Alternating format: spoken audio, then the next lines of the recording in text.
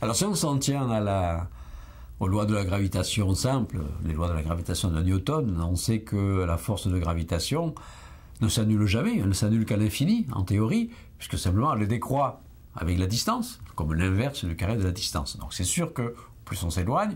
plus la force diminue d'intensité. Mais théoriquement, s'il n'y avait pas d'autre corps que la Terre dans l'univers, tout corps sentirait la gravitation, l'influence de la Terre. Voilà.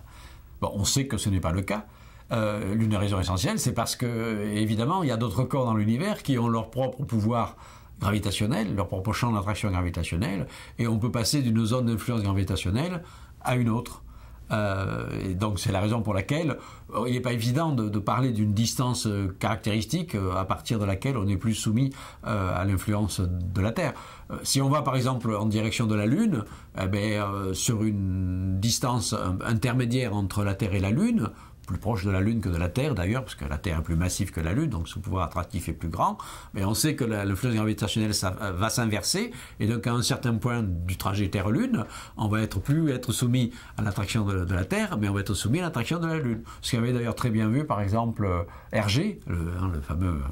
auteur de bande dessinée de Tintin, dans sa bande dessinée de la Terre à la Lune, qui a été faite bien avant les voyages astronautiques, il avait déjà compris cela, et on voit effectivement au cours du voyage